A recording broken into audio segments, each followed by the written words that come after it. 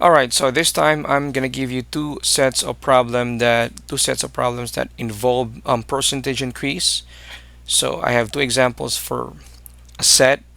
Let's start with this one. So a jacket originally cost 1,200. Its price increased by 15%. So how much is the increase? That's the question. So there are two steps here. The first step is we need to convert that 15% to decimal. So in order for us to do that, all we need to do is to move the decimal point. So there's the decimal point. We just need to move that from right going to the left twice. So now it's going to be 0.15 or 0.15. The next step, and step number two, which is the last step, is simply multiply that 0.15 to the original price. So that's 0.15 times 1,200, which is equivalent to 180. So again, the question is only how much is the increase, so that's going to be the answer. All right, let's go to the next example. So a tablet was originally priced at 18,000 pesos. Due to added features, the price increased by 8%. Now, how much is the increase? Similar to the previous problem, the first step that we need to do here is to convert that 8% to decimal. Okay, so what's going to happen? So here is our decimal point. It's always on the right side of our number if it's in percentage. So we need to move that twice from right going to the left. So there you go, 1 and 2. Here's the decimal point. So you see that there's a space there. That means we need to put a 0, okay, on that space. So which means that 8% is equivalent to 0.08 or zero point 0.08. And then just like what we did in the previous example, if you remember it, we just need to multiply that by that zero point 0.08 by the original price.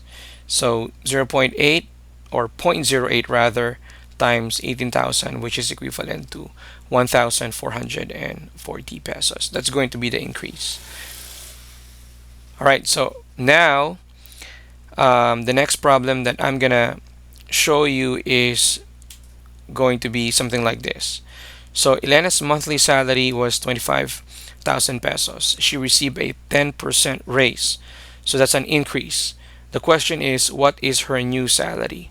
So there are two methods here. Some method is, or the first method is, it's like the continuation of the problem that we had earlier. So if you remember that method, like we were able to compute for the increase and then we will add that to the original price or the value to get the new value. But the method that I'm going to show you is different. So these are the steps. Step number one is convert that 10% to decimal. So that's 10. Move the decimal point twice from right going to the left. So now it's 0.10. And then step number two is add 1 to 0.10. So it's always adding 1. All right? 1. So basically that 1 stands for the 100%. So the 100% is 25,000. You're adding 10% of that to the 100%. So that's the essence of that 1. So which means that now we have a 1.10, and the next step is multiply that 1.10 to the original value, which is 25,000, and the answer will give us the new salary of Elena, which is 27,500. All right. So by just looking at this, we can also see the amount of salary that was increased, just in case you are curious.